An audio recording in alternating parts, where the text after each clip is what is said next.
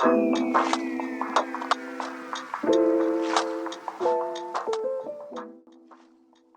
hello, welcome everyone to my advanced clinic presentation. My name is Akram, and I'm going to cover wave mechanics and optics. Just do not, this is just a quick summary. There's a lot more behind it, but I just picked out the most interesting parts. Now, I just want to start with general things like waves, electricity, and magnetic fields. Like, in the simplest of contexts, waves are just a form of energy dissipation through a spatial medium. So, what does this even mean? Just spread energy through a space, that's all. And they can be split into two main categories, namely mechanical waves and electromagnetic waves.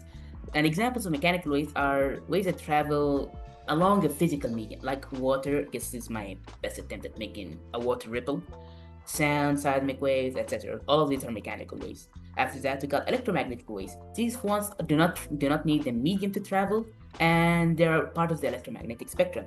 These can be visible light, microwaves, gamma rays, and so much more.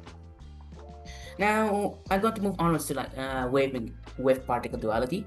And to explain this, I'll use the example of the double slit experiment, which shows that particles such as lights and electrons can act as both particles and waves, depending on how they're being observed. So let's say you've got a source of either light or whatever. You are shining through this barrier with two slits. Now, when you're observing these particles, they're going to act like particles and it's going to accumulate on only the parts they can access. However, when you're not observing them, they're gonna act more like waves and actually access parts in areas that might seem random, but actually because of wave interference. Some parts cancel out and others add up and eventually get these interesting patterns. Okay, so I'm gonna move on to electric fields. Now, this might seem like far-fetched, sorry, but in reality, electricity is just electrons being pushed down a conductor by a voltage or electric field, much like water being pushed down a pipe by pressure. Now, conceptually, this makes sense, but mathematically, this is why the differential form of Gauss's law of electric fields was made. Which, okay, I'm not gonna get too messy or actually get too deep into divergence theorem, but it just says that it gives us the dividing any area of space, this the intensity of the electric field, sorry, by any area of space should tell us whether or not a specific point in space is a source of an electric field or a sink of an electric field.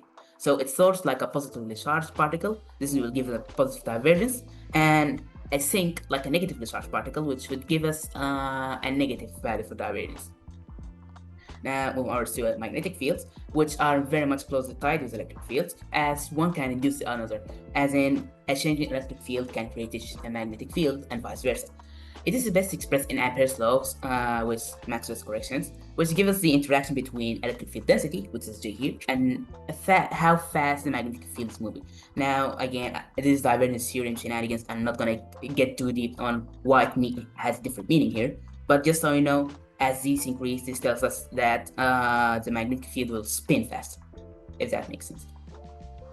Now, moving on to something less messy, we're going to a bit of orbital mechanics and optics. As in orbital mechanics, forces are upon the most important things to keep in mind. The main ones, for example, are gravity, thrust, centripetal force, which is not technically a force, more of a title, but still that works, and drag. How all of these forces interact with each other significantly impacts the motion of the body, and in this context, it's the rocket. Now, take this diagram I just drew, like while working on the skin unit. It shows that this example rocket and the main force that can be being applied on it. For example, thrust, the gravity, air pressure, and air drag. All of these work in each other, and as it escapes atmosphere, you're gonna lose a lot of these forces, especially drag and air pressure, and even the mere act of detaching the certain parts of the rocket can add into the thrust. All of these things to keep in mind. Now, a bit into optics, and of course, you've got lens diagrams, which give us like a quick understanding of how far in the virtual image or the reflection will be placed inside the mirror surface.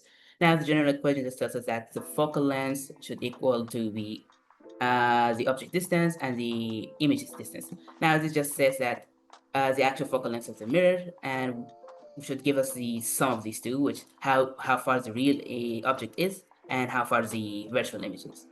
Now, understand that this is everything but just about the fascinating world of physics. And yeah, hope you learned something new, and thank you for listening.